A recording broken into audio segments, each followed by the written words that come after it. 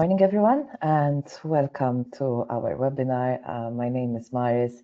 I'm the Director of Player Sustainability at LeoVegas, and it's an absolute pleasure to moderate today's session because it's a topic I love. So, beyond the regulatory perimeter, tackling Europe's black market challenge. So now we're on day 4 of the Safer Gambling Week.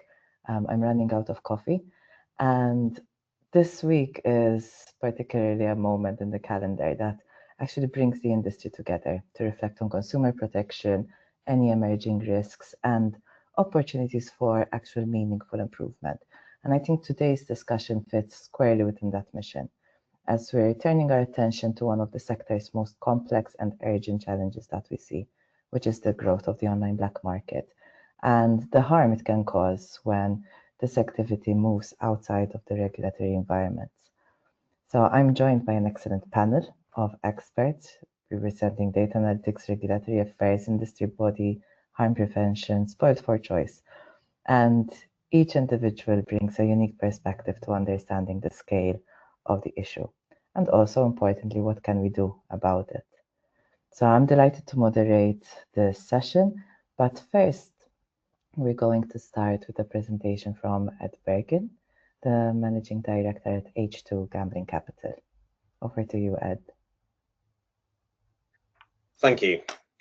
So I'd like to present some data on the size of the black market in Europe. Now, unfortunately, this isn't an exact science. We do try and make it as scientifically robust as possible, using as many trackable data points. But as I will explain, we do have to use some estimates within that. So while we have actual figures, really these should be viewed as a bit of a range.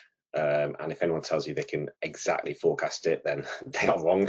But over time, we've refined this, and we think we have a pretty robust data set now of the different markets. So first, I'd like to show you our methodology. Now, we look at the market in 2 ways. One, we do proprietary player surveys, which we do take into account. Now, these are not necessarily 100% reliable, in part because a lot of players do not understand the difference between licensed and unlicensed sites, in some jurisdictions than others. But they are a good benchmark to use as a starting point. So we use proprietary player surveys, and then the main methodology is using data.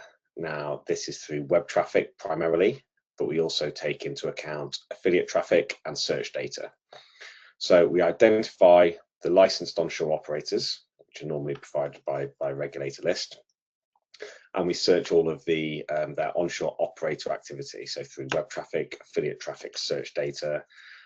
This does try and take into account apps. We do not use app-specific data because it's highly unreliable, but we do know that about 2/3 of activity for licensed operators comes through web traffic or mobile traffic, and then there's some apps on top.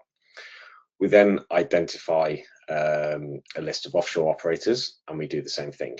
Now, the offshore operators use affiliate traffic, which analyzes over 3 million iGaming keywords, over 138 million affiliate sites, and tracks over 33,000 affiliates and 12,000 iGaming brands. So we won't capture everyone, but we capture a very large part of it. So this gives the customer activity channelization. So how much activity is happening through onshore versus offshore in terms of customers. And then we apply a coefficient to spend, which is typically higher for an offshore player than an onshore player. So this gives it revenue channelization, which is what we talk about in terms of onshore channelization. GGR is the revenue. And this is the bit where it's a little more educated guesswork. So the Dutch regulator has come out and they believe that on average, an offshore player will be spending about 3 times the amount on per session than an onshore player. The UK Gambling Commission has said that there's some evidence they spend more or less, and it could be about the same. I think the Swedish regulator has come out, and in their analysis, they did very similar to us. They did a player survey and then this web traffic analysis. And actually, they came to a very similar number to us in terms of the web traffic analysis. We just applied a higher revenue channelization figure to spend for that. For instance, in Germany, if you have a limit of a maximum slot stake or an extra time between it, then clearly higher value players, if you can spend multiple times per spin, the chances are you're going to be spending a lot more revenue on the sites that allow that. So how does this look for Europe overall?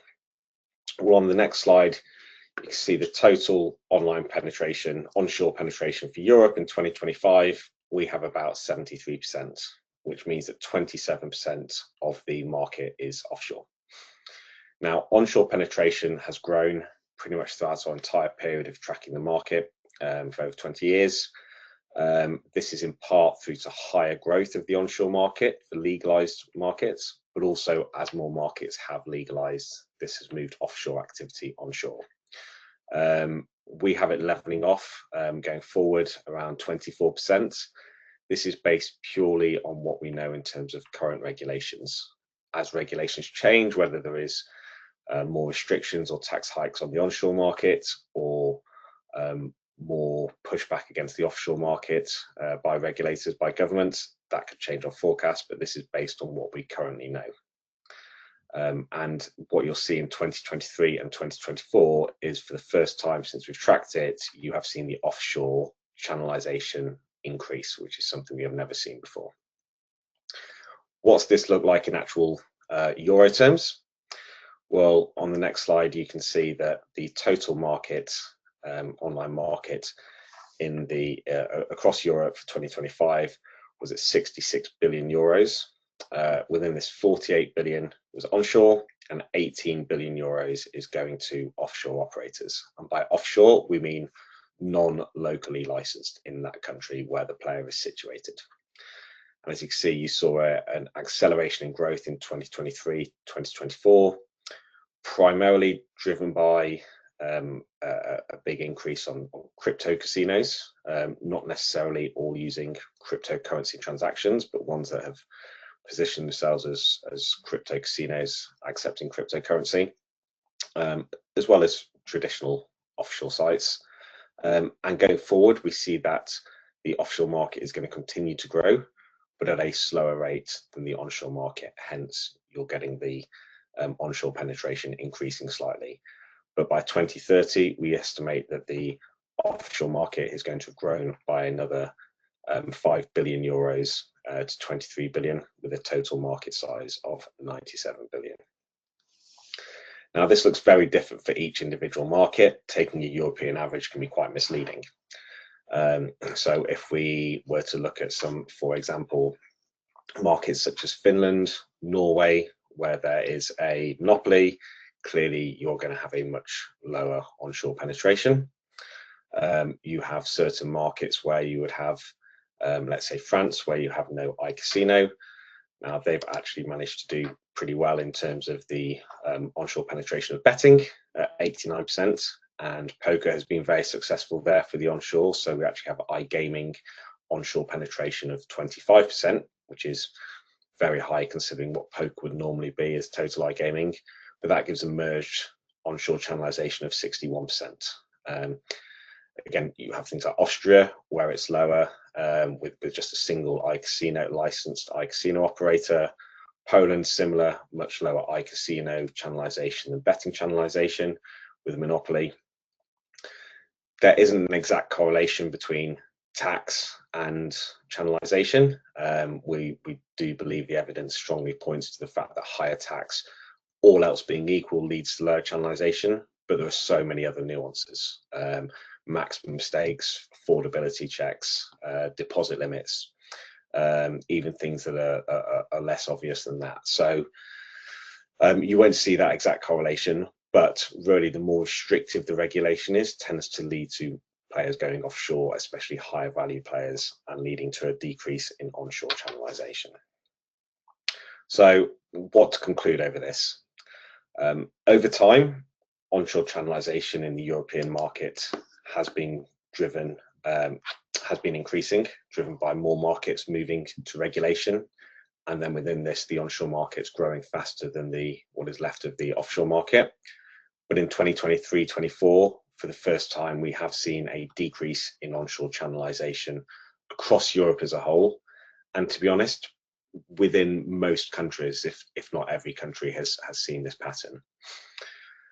As we've entered an era of, I think what we're seeing, higher taxes and tighter regulatory restrictions, I think what's slightly frustrating is there's certain markets or governments that view a reduction or slowdown in growth of the onshore market as validation that this is successful fiscal or regulatory policy, and they just look at the onshore market in isolation. But I think this fundamentally misunderstands the important role that the illegal market, and that player protection should be a primary concern. And players can only be protected if they are on the legal market. Now we understand that not every government wants to see strong growth in the onshore market, but if these players are moving offshore, we believe that is a failure. And high value players are disproportionately affected by adverse regulation. So as we've seen with any data that comes out of markets, there is a skew, the Pareto principle, so to speak, where you have a lot of casual players who don't generate much market revenues, and you have some higher value players who generate a lot of the market revenues. And these players get impacted more by things like deposit limits, affordability measures potentially if they're intrusive, and they are more likely to go offshore. So what you can see is a small shift in the number of players going offshore can lead to a high shift in the proportion of revenue going offshore. So things cannot be looked at as an average player. And on this basis, markets with tighter regulations, especially product bans, maybe monopolies on iCasino, which see the lowest levels of onshore channelization, are actually putting players, in my view, at risk more than liberal regimes, by forcing these players or make these players feel as though they should be playing with offshore operators. So sometimes player protection, things done with the intention of player protection that actually forces players to offshore sites, is by contrast doing the opposite.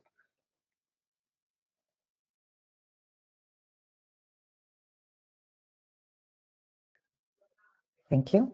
Now I'm going to ask the others to join in for the panel. So I have Gustaf Hoffstedt, the Secretary General for BOSS, and we have David Foster as well, the Group Director of International Regulatory Affairs in Entain. We were meant to be joined by Jordan Lee, the CEO of Team Me Out, which would have been really good because it's really vital to always include lived experience. But we'll try our best to also answer questions from that perspective, from my point of view as a researcher, as much as possible. So, ready, guys, to start?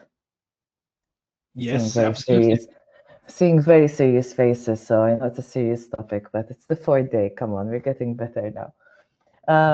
Maybe I'll start off with David. So, from Entain's position as a licensed operator, what do you understand about why would a consumer choose to gamble with a black market operator? Why not go for a regulated one? Yeah, thanks, Maris. I think there's a whole range of reasons, really, sort of based on the research that the industry's conducted, that Entain's conducted, but also some anecdotal points as well. But there's a common thread, I think, in terms of what draws players to the unregulated market. Things like more attractive bonuses. It's a very significant one, both in terms of the size and the frequency of them. That's obviously a huge draw. Better products that might not be available. Ed just talked about some of the markets that have product restrictions in. So where those products are not available on the regulated market, obviously that's going to be a big draw for players who want to use those particular products. Odds and prices, that obviously feeds through from the overall cost burden and taxes that regulated operators have to pay. Unregulated operators have that massive advantage, and they can reflect that in some of their odds and their pricing as well. And then you move on to other things like some of the regulatory requirements. So that might be deposit limits, spending limits.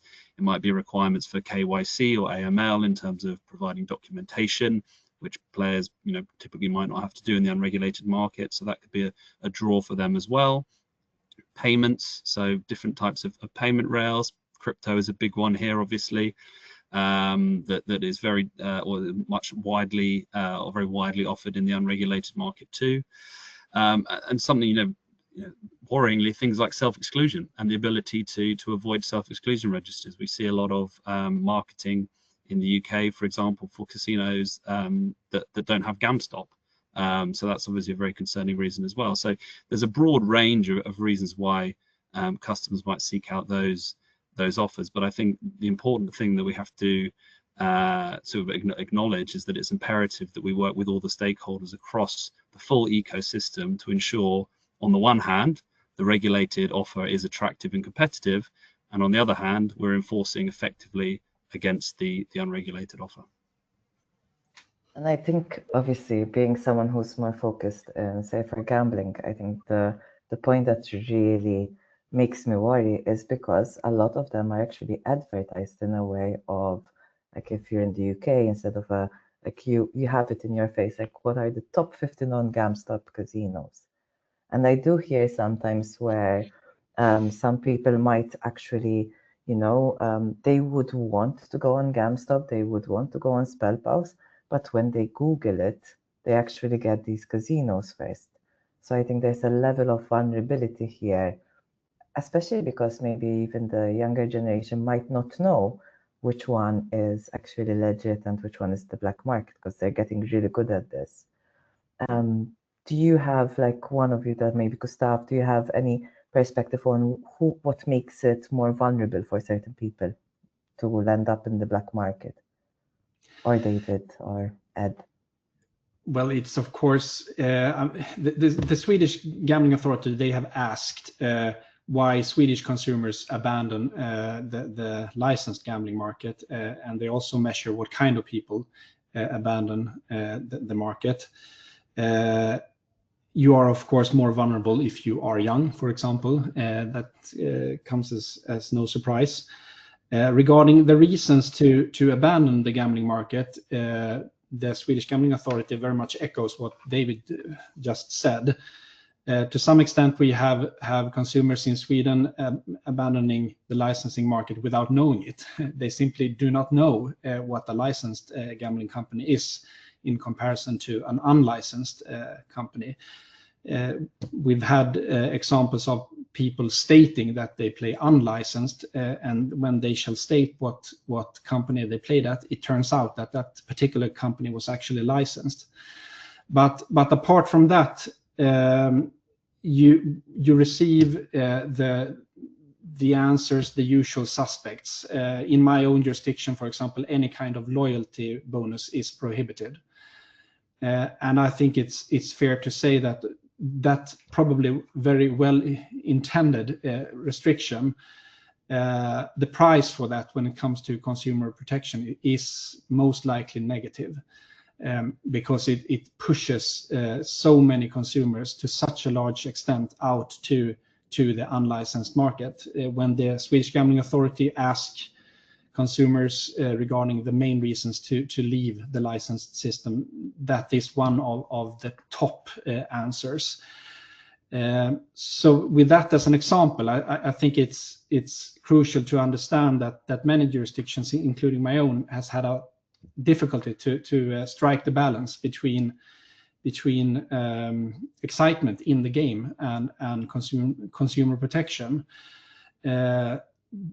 The most systems are so restricted these days that they have reached an unacceptable leakage to the unlicensed system. If we listen to Ed from H2 Gambling Capital, the most recent assessment of Sweden, it's 72% channelization in my jurisdiction.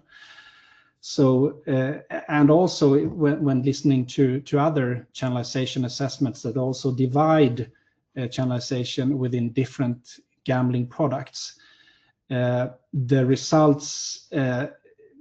is always the same, namely that online casino has an even lower channelization, whereas betting in general and horse betting, which is very popular in my jurisdiction in particular, always reaches a slightly higher channelization. But having that said, I mean, Sweden, as an example, 4 out of 10 Swedish krona is these days played outside the licensing system, and the whole idea with a licensing system is to reach out with that jurisdiction's consumer protection. And so we are facing a severe problem here, not just in my own jurisdiction, but more or less over the whole continent, I would say. Yeah, I think that's very interesting. Well, first of all, we do a lot of player survey data, and it exactly agrees with what David said, and about the odds and bonuses. And I think what Gustaf makes a very good point, which is why this is so difficult. So we look at, when we do our Swedish one, which Gustaf's right, 72% we say, we have about 85% channelization of players, of traffic, which is pretty much identical to what the Swedish regulator has. The difference being that we're saying that the spend of an offshore player is higher than the onshore. Now, I think that's important. So if you are a casual player, you probably don't really care so much if you're getting that extra bonus, or if the odds are slightly worse as with an onshore operator. You'd rather be with someone who you can trust. So it is those players who care about those odds, who care about the bonuses, that it just makes sense they are going to be most likely much higher spenders, and they're the people who move offshore.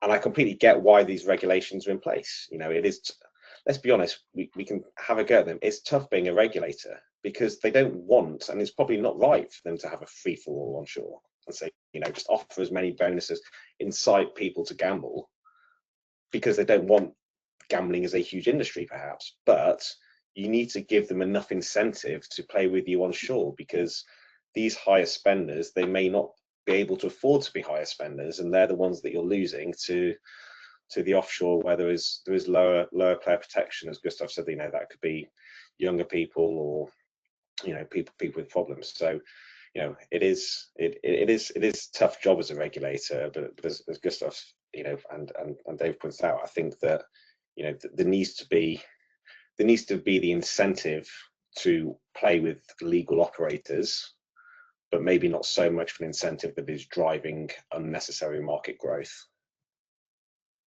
If we're looking at, for example, like if I'm a consumer and I have a choice between having an operator which offers me 1 bonus to an operator which offers me 5, like it's not a rocket science. Like I will go for the one that offers me 5 bonuses.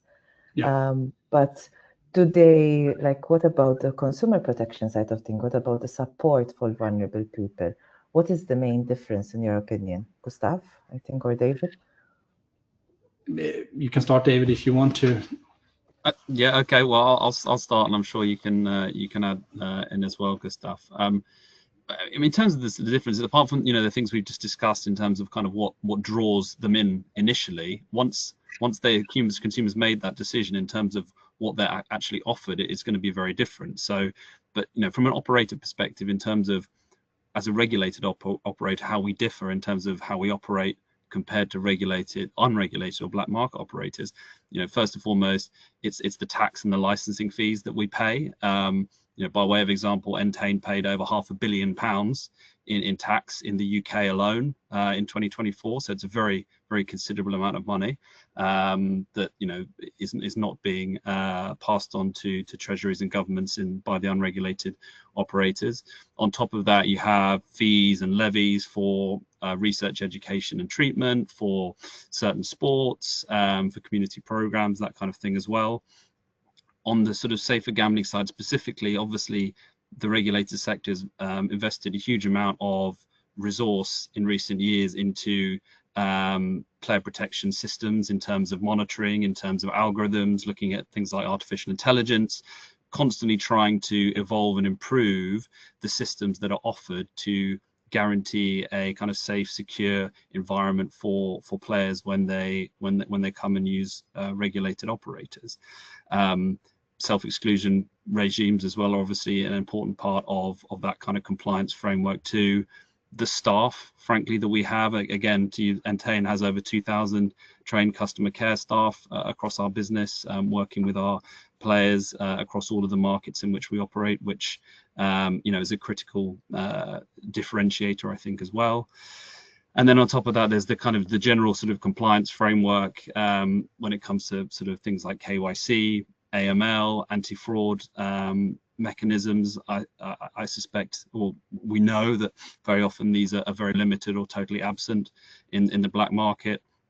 And generally, I think just that security and safety that every consumer is looking for when they choose an operator, to guarantee that when you deposit your money, it's going to be held safely and securely, and you're going to get that back when you win your bet. That if you have complaints or issues, then you're able to there's a means for redress, these kinds of things.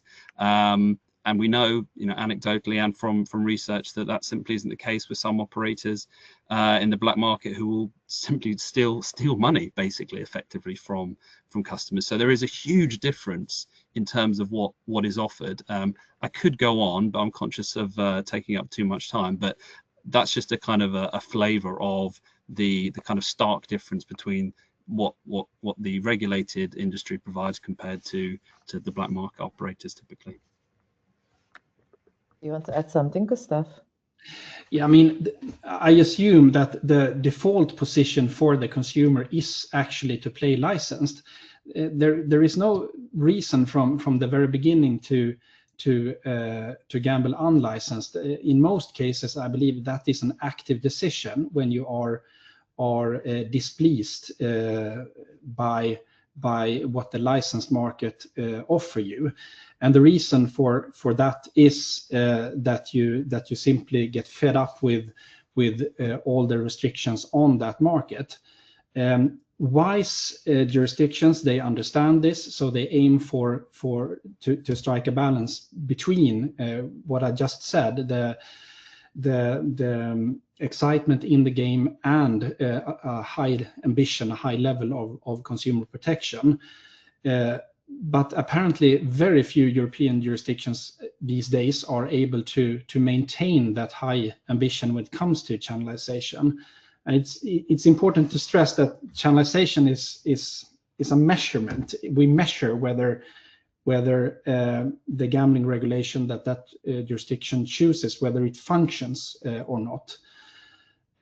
But without a high channelization, you cannot reach any of the other goals, the political goals or the commercial goals or whatever goals you have for your market. So therefore, I believe it's crucial to have a high ambition when it comes to channelization, and accept the fact that also licensed operators, that they have to be allowed to offer an attractive gambling product. And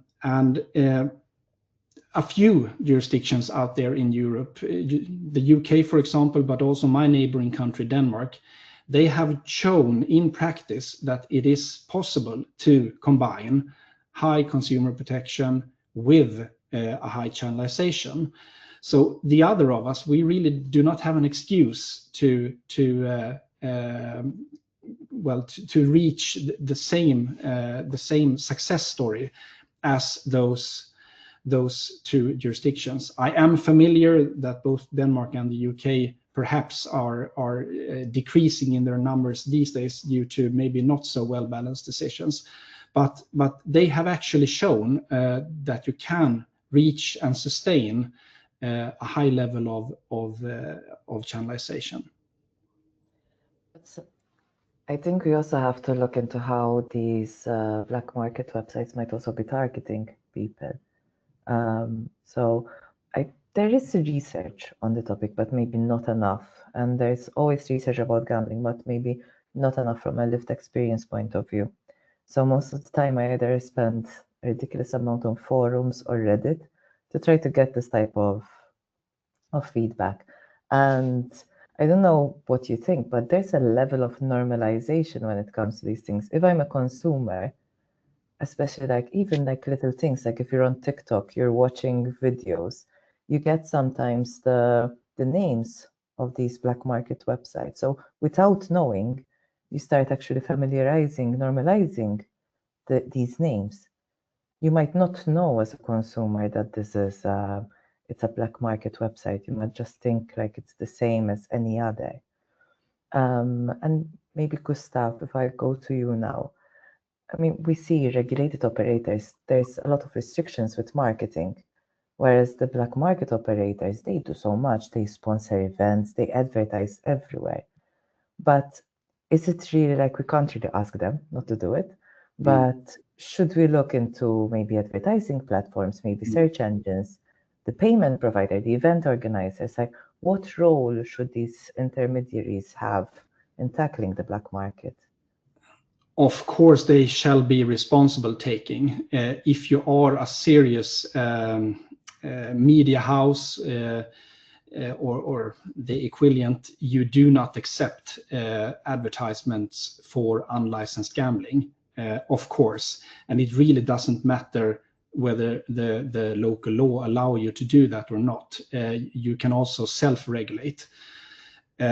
And if the licensed market is allowed to reach a high channelization, then also the profitability for those companies, the media houses, etc., are found within licensed companies. So there is also a commercial reason for media houses, etc., to adhere to that high level of ambition to only allow licensed gambling. So this is something that we do together. May I also comment on something that I think that Ed talked about initially, namely that it is likely that one finds the highest number of high volume consumers on the unlicensed market. That is a very important finding that Ed tells us in that story, because in most jurisdictions, still the licensed market is larger than the unlicensed, including in my own. But it is very likely that the high volume players are within that minority of unlicensed gambling. And in that case, when it comes to consumer protection, I believe that we already, in the Swedish case, for example, that the 40% of unlicensed gambling is actually more heavy compared to the 60% of licensed gambling, namely because the high volume players are already lost to the unlicensed gambling. And those are the ones that we really need to reach, not because all high volume players are problematic gamblers, because they aren't, but it is a higher proportion among these players to develop gambling problem. So many of these licensing systems and other regulatory models, they have very well developed systems for low and middle volume consumers, but we actually do not reach the one that we really want to reach, namely the high volume consumer. Sure. And now a question for David, but Ed, feel free to chip in if you want afterwards to your experience as well. Well, actually, so can I ask David this as an operator? So go for it. We find on our surveys, as Gustaf alluded to, a lot of players don't know who's licensed and who's not licensed. And we believe at H2 that one of the only advantages an onshore operator has is that they can advertise. So they should be allowed to advertise to the extent to show that they are licensed. But actually, I don't necessarily believe they should be able to advertise to induce gambling, because that's not what people want. Do you think that's a fair restriction for you as an onshore operator? Are you happy to be able to advertise your brand and, not necessarily be able to say the bet now or, bonuses? Or do you think you need that to compete with illegal operators? I think you make a very good point. I think obviously advertising, there's a broad spectrum of advertising from, potentially very aggressive to, very mild and just brand associated. I think it is important that there is that level of awareness for consumers. So brand only, I think if it was a choice between nothing and brand only, then absolutely, I think brand only would be the right way to go. because, you know, frankly, that is the kind of the shop window. And I think particularly in less mature markets, it's more important. So where a market is newly opening, so we might look at Finland for an example, that's on the horizon. I think it's very important that there is, provided it's done in a moderate and sustainable manner, a reasonable level of advertising that can be conducted in order to drive consumers towards the regulated market, which is, as Gustaf said before, you know, a fundamental objective, public policy objective here. Without the channelization, you're going to fall short on your economic, societal, political goals. Maybe further down the line, 5-10 years, as that market matures and it becomes more established, that's probably when restrictions and additional, and then you can have a bit of a pullback on that advertising, because maybe then there isn't quite as strong a need, because there's already that established, that awareness amongst consumers of the legal licensed brands. At the same time, though, that, you know, you can go too far, and if at the same time unlicensed operators are still able to advertise and do so in a very aggressive, frankly predatory way sometimes, then you're creating a big problem for yourself. So there isn't a one size fits all answer to that. I think it really depends on the status of the market, but from a basic principle of a certain level of advertising is sensible when it comes to channeling consumer awareness towards the regulated market, then yeah, I totally agree with that. I think I can ask this question to all of you, though. Maybe I start off with David, Gustaf, and Ed, so we don't jump over each other. If we had to look into like the biggest regulatory or enforcement gap, or what enforcement approaches work, so what do you think actually either is really bad or really works in trying to prevent black market operators? David, do you want to go first? Yeah, sure, happy to, Maris. So in terms of the regulatory enforcement gaps, I think the common problem that we always have in this sector and many other sectors is that regulation fails to keep up pace with technology. So sometimes some of the regulatory gaps that exist are simply by virtue of the fact that there is no regulation, or when the regulation was drafted, these technologies or industries didn't exist. Crypto is a perfect example of that, where that's, you know, a relatively new industry that has emerged quite rapidly in recent years, and governments have failed to grapple with that. I talk about the P word in the USA as well, prediction markets. That's again something that has operated in something of a regulatory vacuum, and that's, you know, being focused on very heavily by regulators at the moment. So that's a starting point is it regulated, yes or no? And then when you look at the kind of the enforcement side of things, I think what is important, and has been touched on already during this discussion, is that the ecosystem for gambling is not just operator led. There is a huge number of parallel and tangential industries who are involved in this. So you're looking at ISP providers, you're looking at payment providers, you're looking at game suppliers, you're looking at cloud hosting providers, tech platforms, etc., etc. The list goes on. These stakeholders all need to be involved in the enforcement efforts that are going on. Operators in isolation can only do so much. Regulators in isolation can only do so much. It really does involve a coordinated effort from all those stakeholders, and that's something we're pushing very hard for at the moment. And I think we're making some good efforts, or some good progress in certain jurisdictions, but there's still a heck of a long way to go before we have that kind of coordinated effort across the board to ensure that enforcement is effective. If you don't have that, then frankly, it's kind of whack-a-mole. You're going after one particular operator or one particular territory or one particular product, and at the same time, something else will pop up elsewhere, facilitated and supported by other industries if they're not kind of holding up their end of the bargain as well. Thank you. And Gustaf, maybe from Sweden, any learnings? Yeah.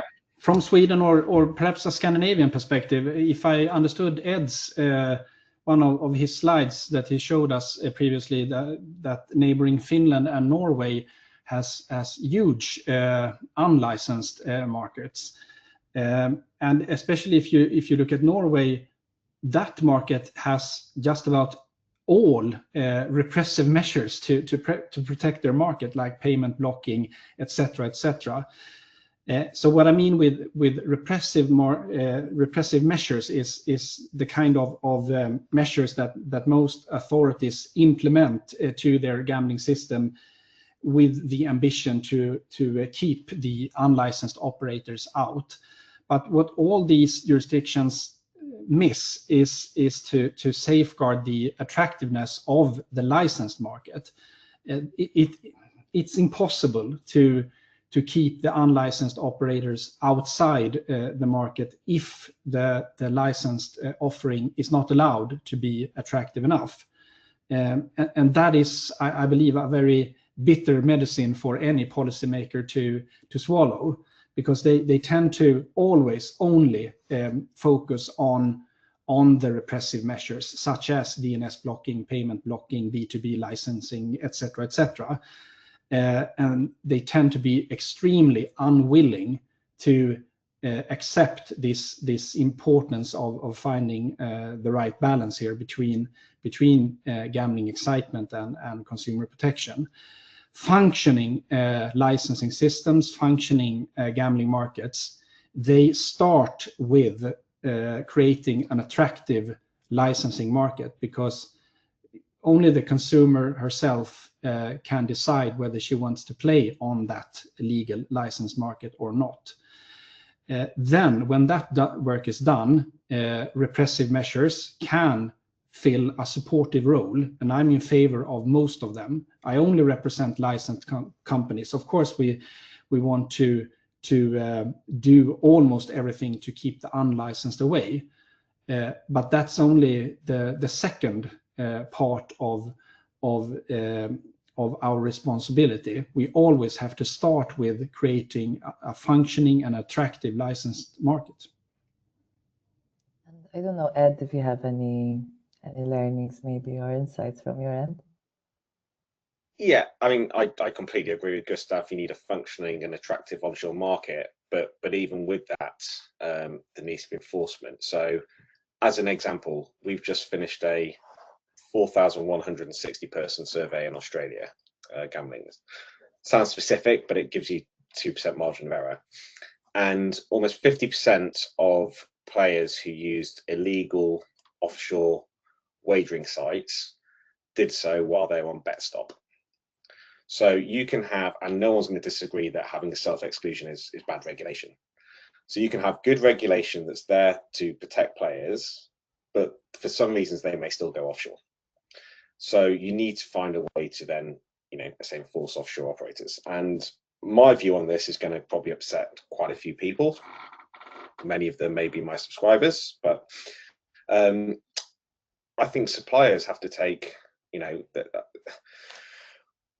reasons why people, as David alluded to, use offshore operators. Many bonuses, there's pricing, but it's also product.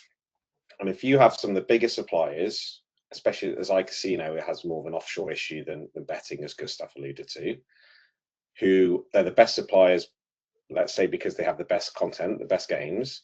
If those games aren't available to offshore operators, that makes the attractiveness of their offering that little bit worse. The problem is, my understanding that not all, clearly, but a lot of suppliers will also, whether advertently or inadvertently, supply the same games to offshore operators. And the Netherlands has even admitted that. There's the suppliers in the Netherlands, even though they're not meant to, who say their suppliers are showing them how much of the offshore market people are using their games for, openly telling them. Now, if you're able to cut that out, that makes the illegal market proposition a lot less attractive, and therefore, you are making the customer see the onshore market as being more attractive, rather than trying to necessarily, stop them from accessing the offshore operator, which is really hard. And then cross-border as well. There are perennial non-locally licensed operators. And again, there are some operators who are locally licensed in some markets, but not in others. Again, where's the incentive to go onshore in some markets? There isn't really one, unless you're licensed, unless you're a listed operator. There's certain markets you look at and go, there's no great incentive to necessarily get a license there. If it was suddenly a bit like Nevada said with this predictions market, if you are going to be involved in predictions, you are going to lose your license to operate in Nevada. Now, for some people that isn't an issue, but if suddenly the European markets got together, the regulators, and said, right, if we can see evidence you're accepting players from these markets where there's local licensing, but you're not locally licensed, that will jeopardize your license in our market. Again, it becomes a commercial decision for the operators, because quite frankly, there doesn't seem to be a lot of negative consequences for a lot of operators from operating without a license. And that, to me, would be more effective than trying to block payments, which they'll get around, or trying to block the IP address, which they'll get around. May I comment that, Maurice? Yes, of course. I mean, I couldn't agree more. In my jurisdiction, for example, it is still actually legal to passively accept consumers without a national gambling license. And we are in my country quite used to the euro as currency, despite the fact that we have a local currency. And some of us, including myself, we do know a few words in English as well. So it's not really a problem for us to gamble unlicensed, because the only way of finding out whether for the Swedish Gambling Authority at the moment, whether you are actively or passively attracting Swedish consumers, is whether you use the local currency and the local language. These companies, the unlicensed ones, they don't use the local currency and the local language. And as a consequence, they are right now completely legal. And in comparison to David Foster's Entain and other licensed operators, these operators, they do not pay any gambling tax to the national government. They don't adhere to any consumer protection regulation, etc., etc. So one thing is obviously to legislate in a way that kind of behavior is criminalized. And next thing is, of course, law enforcement. I would love to see, in my case, Swedish police arrest someone arriving to Arlanda Airport, our airport in Stockholm, because it can't be that difficult to arrest 1 or 2 or 3 individuals that actually breach the gambling regulation. Probably even more easy in larger airports such as London Heathrow. But I haven't seen many examples of that so far. It's interesting, and I think it really goes well on more around cross-border cooperation. Because you see, for example, the Dutch regulator recently, they mentioned an international Interpol type organization for gambling, which was quite interesting. Again, for example, what you mentioned, Gustaf, that we could have better opportunities for cross-border cooperation. I don't know if any one of you wants to contribute to, like, what type of cooperation would you expect between regulators and enforcement agencies? Yes, David? I think it's a very good point, and I think there's definitely more work that can be done here. I think if you're licensed in a particular jurisdiction and you're offering in a multitude of other markets without a license, and all of a sudden you get a tap on the shoulder from your regulator saying, I've had a word with another regulator and they said you're operating in this market, you better stop doing that, otherwise we're going to take your license away, or we're going to take action in this market. Then all of a sudden that acts as a very real incentive for them, because they have a local nexus or a local connection and some skin in the game, frankly.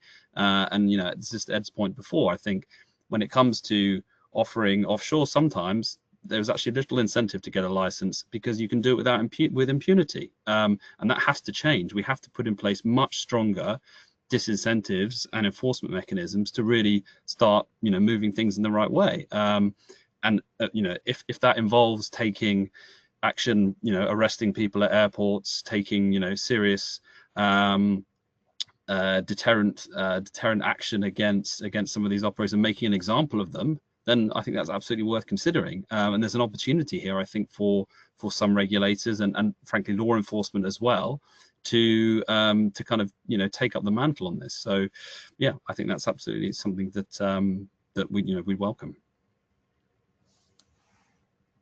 Anyone else wants to chip in, just in case, before I move on? It is very high up on the agenda in most European jurisdictions, and one reason for that is probably that it not only regards illegal gambling. If you operate with illegal gambling, it is very likely that you also operate with other illegal things, and therefore it is paramount that the European jurisdictions cooperate between each other. And sign information exchange agreements, etc., etc. That has to be done to be successful, not only to combat illegal gambling, but to combat the kind of illegal challenges that Europe is facing at the moment. And sorry, just to add to that, I would also say that there have been some good examples of regulators across Europe moving in this direction, which is, I think, very welcome. But I think there's still plenty more that can be done. Clearly, Rome wasn't built in a day, but yeah, if we can continue on that trajectory, and I think there's a lot more emphasis through various groups that exist in Europe for where regulators kind of come together to share best practice and discuss the issues that they all face in their jurisdictions.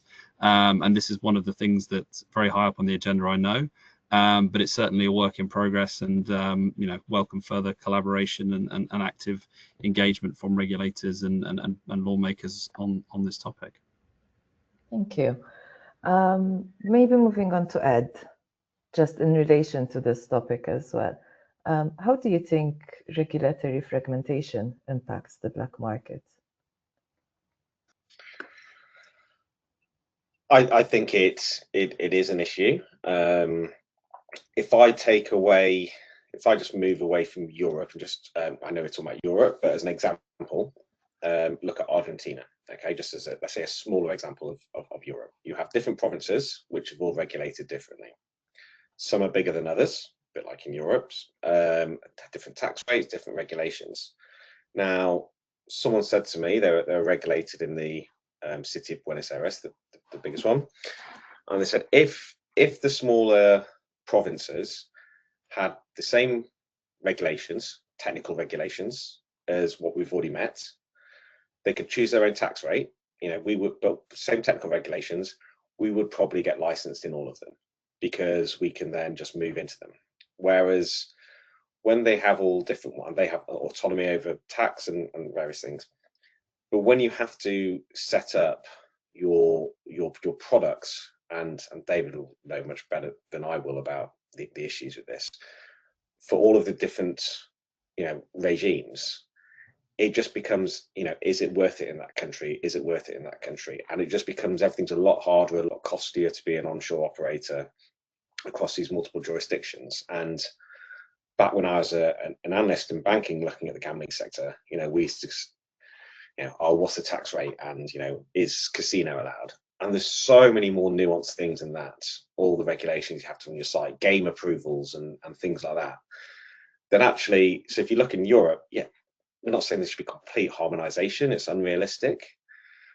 But if there's a lot of abiding principles and regulations, there are people who have spent a lot of time, regulators and countries, trying to get it as good as possible. And there must be a lot of best practice that can be shared across others.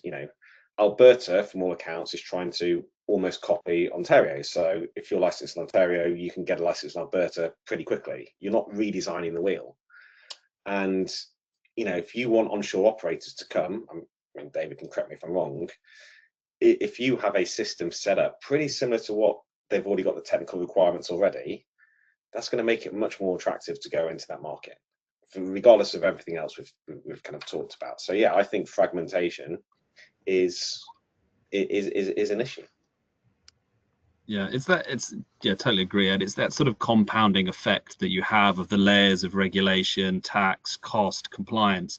if you look at something in isolation, you know, a tax rate, for example, that might be, you know, perfectly reasonable for operating, but it depends on all the other factors that you kind of just mentioned there. When you add them all together, actually, what does that look like in totality? And sometimes when you put them all on top of each other, it becomes very difficult to operate and to compete. And you know, if one of those factors, for example, is actually a lack of enforcement or you know, a large black market, then you know, that's another, you know, consideration. If you're trying to compete and you know that there's a lot of people that are effectively you're competing directly against who aren't playing by the same rules on a totally uneven playing field, it makes it far less attractive. So yeah, totally subscribe to that view. Honestly, the hour flew by. I think I could ask you so many more questions because it's so good to get different perspectives as well.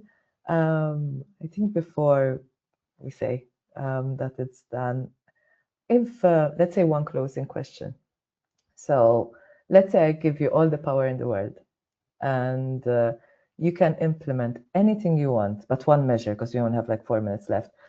Like anything in the world, one measure to better tackle Europe's black market challenge, what would it be? I don't know who wants to start. Maybe we can try alphabetical order. So I can start with David first.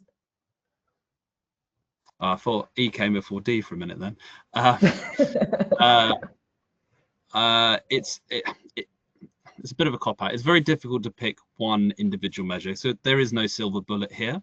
It is a number of factors, I think. But if I can kind of combine a few of them together and say collaboration or coordination, you know, particularly, you know, multilateral and international collaboration, I think that would be a really important thing. I think if we can have, you know, we see it in so many other sectors, you know, with the UN, for example, you know, when they're looking at international organized crime, they're looking at drugs, all these kind of things. There is a significant level of international collaboration, which I don't think quite exists yet in the gambling sphere. So if we can have more collaboration at international level combined with horizontal collaboration at domestic level involving payment providers, ISPs, internet provider companies, big tech platforms, etc., then I think that would go a long way to making some serious progress on this measure. So if that's not a cop-out, I'd say sort of,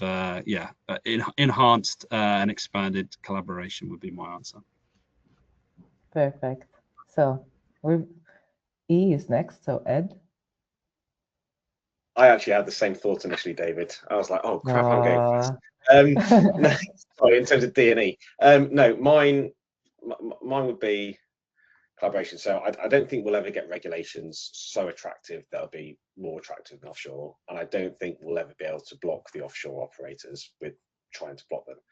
I think the way is consequences for being an offshore operator or supplier.